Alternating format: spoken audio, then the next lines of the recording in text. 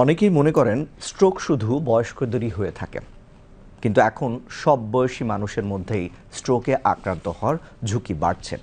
এমনকি একদিন বয়সী বাচ্চারাও স্ট্রোকে আক্রান্ত হতে পারে। বিশেষজ্ঞরা বলছেন স্ট্রোক চিকিৎসায় সবচেয়ে জরুরি হলো সময় মতো চিকিৎসা গ্রহণ করা। তারা বলছেন আক্রান্ত হওয়ার 4.5 ঘন্টার মধ্যে চিকিৎসা শুরু করতে পারলে আক্রান্ত রোগী ভালো হয়, আর দেরি করলেই বাড়ে নানা স্বাস্থ্য ঝুঁকি। শরীফুল ইসলামের রিপোর্ট। 9 বছরের শিশু তাবিবুল ব্রেন স্ট্রোক করে তার শরীরের পুরো অংশই অবশ হয়ে গেছে। সিলেট থেকে এসেছেন রাজধানীর নিউরোসায়েন্স হাসপাতালে। বাচ্চা অসুস্থ হয়েছে, স্কুলে যাইতো, লেখাপড়া করতে সম্পূর্ণভাবে সুস্থ আছে, হঠাৎ করে হে অসুস্থ হয়ে পড়ছে। আথা অবশ হয়ে গেছে, কথা বলতে পারে না, এই সব সময় আমার পাশেই থাকে। তাবিবুলের মতো আরও শিশুসহ মাঝবয়সী অনেকে এসেছেন মস্তিষ্কজনিত নানা সমস্যা নিয়ে এই হাসপাতালে। সম্পূর্ণ শরীর প্যারালাইসিস পড়ে রয়েছে, তার কোনো গতি নাই, কোমর থেকে পা পর্যন্ত তার ব্যাস শুরু হয়ে যায়, বড় বড় গাঁথা হয়ে যায়। ডাক্তারের সর্বোচ্চ চেষ্টা করতেছে। দেশে পঙ্গুত্ব ও মৃত্যুর অন্যতম দ্বিতীয় কারণ মস্তিষ্কজনিত রোগ স্ট্রোক। অনেকেই মনে করেন স্ট্রোক শুধুমাত্র বয়স্কদের রোগ, কিন্তু এই ধারণা ঠিক নয়।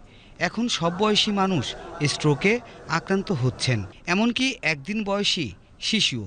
বিশেষজ্ঞরা বলছেন দেশে যে পরিমাণ মানুষ স্ট্রোকে আক্রান্ত হন তার 10% শিশু।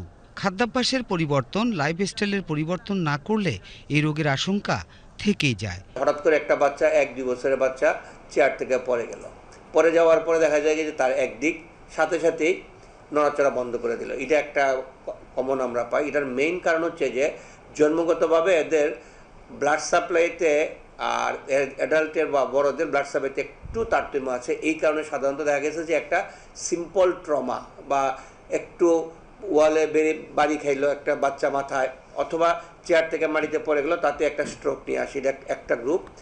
আরেকটা গ্রুপ হইতেছে যে জন্মগতভাবে তার ব্লাড ভেসেলের বিভিন্ন ত্রুটির কারণে এরা আমাদের কাছে স্ট্রোক নিয়ে আসতে পারে। আর আরেকটা গ্রুপ আমাদের কাছে স্ট্রোক নিয়ে আসে যাদের জন্মগতভাবে হার্টের ডিজিজ আছে। বিশেষজ্ঞরা জানান স্ট্রোকের চিকিৎসায় সময় একটি গুরুত্বপূর্ণ বিষয়। আক্রান্ত হওয়ার 4.5 ঘন্টার মধ্যে চিকিৎসা শুরু করতে পারলে রোগী সুস্থ হয়ে যায়।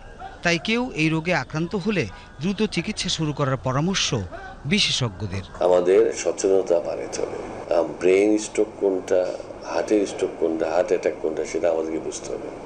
আমাদের বুকে ব্যথা হবে, আমার চেস্ট পেইন হবে, ঘাম হবে, এজেড পেশেন্ট হবে, হাইপারটেনসিভ পেশেন্ট। এইসব ক্ষেত্রে আমরা যাদের হয় তখন সেটা হয় হার্ট অ্যাটাক। আর যাদের হঠাৎ করে এক সাইড প্যারালাইজড হয়, চোখে হঠাৎ করে কম দেখে, ব্লারিং অফ ভিশন হয়, হঠাৎ করে স্লারিং অফ স্পিচ হয়, কথা বলতে পারে না, এক হাত দুর্বল হয়ে যায়, এক পা দুর্বল হয়ে যায়, তখন আমরা এটাকে স্ট্রোক বলি। Time is very much important. আমরা জানি 1 মিনিটে স্ট্রোকের একজন পেশেন্টের 19 লক্ষ নিউরন মারা যায়। আমরা যদি 4.5 ঘন্টার মধ্যে আমাদের এখানে যদি একজন পেশেন্ট স্ট্রোকের পেশেন্ট আসে, আমরা থ্রম্বোলাইসিস করতে পারি। তাই স্ট্রোকের মতো মরণ ব্যাধি থেকে বাঁচতে সচেতনতাকেই অধিক গুরুত্ব দিচ্ছেন বিশেষজ্ঞ চিকিৎসকরা। Shariful Islam, BTV news, Dhaka.